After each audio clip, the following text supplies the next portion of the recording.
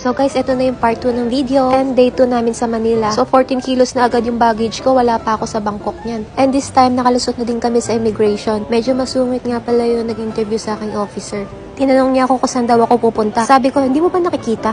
De joke lang, sabi ko sa Thailand po. Tapos sabi niya, saan daw ako nagwo-work? Sabi ko, wala po. Kasi po meron kaming family business. Tapos sabi niya, may pruweba daw ba ako? Sakto, bagong phone yung dala ko. Kaya ako walang mapakitang proof. Masyado akong naging kampante na hindi ako i-interviewin. Kasi nga, feeling ko, frequent traveler na ako. And then, sinabi ko naman din na may kasama ako. Tinuro ko pa si BD sa likod niya. Pero hindi siya nalingon. Tapos tinanong niya ako kung may mapapakita pa daw ba akong proofs. Then I answered her na kung gusto niya makita yung bank account ko. Kasi usually, yun naman talaga hinahanap nila sa mga traveler. Na malapit-lapit na ma-offload. Tapos sabi niya, hindi raw yun yung hinahanap niya. Kaya hiningi na lang niya yung social media ng business namin.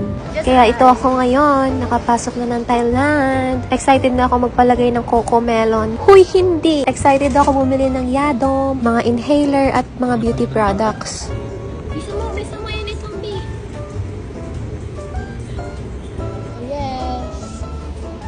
Pasok na talaga tayo sa Thailand. So, nagpapalit muna siya ng pera dito sa Money Exchange. And ako, ginamit ko yung GoTime card ko para mag-withdraw. Sobrang convenient ng GoTime account tsaka GCash pag nagta-travel ako. Yung fee na binayad ko nung nag-withdraw ko is nasa 250 baht. Pwede mo, ibaba mo yan. Ibaba mo. Ay, kahabo ka eh. Gugulong sa akin to.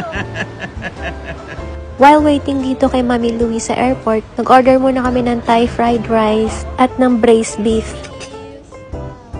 Mamo. Ay, aso. Taste test ng braised beef.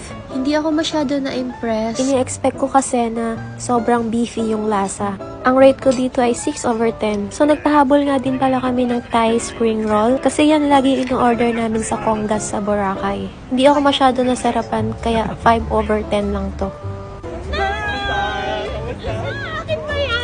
Finally, nakita-kita na rin kami sa wakas. Kakatapos nga lang pala ng birthday ni Mami Louie that time. 16 yung birthday niya, then 17 kami dumating sa Bangkok. Tapos sa Klook kami nag-book ng car. Ayan, sedan yung binook ni Boracay Daily. So this time, hindi kami sa Bangkok magi-stay. Papunta kami ng Pattaya. 2 nights kami sa Pattaya, then Bangkok na. Dito pala kami nag-stay sa Pattaya, sa The Grass. Napakalapit sa lahat nito. So wala nang pahinga-pahinga. Gala na agad. Akala ko nasa Dolomite Beach ako nung time na to. Sasabihin na naman ng iba, sa beach ka na nakatira. Sa beach ka pa rin pupunta. So inabot na kami ng gabi dito sa labas. And sakto, hindi masyadong crowded. Ang ganda ng mga ilaw. It's giving astigmatism. Tinry ko nga pala to kasi nakita ko to sa Facebook tsaka sa TikTok. Last ball ko na talaga to and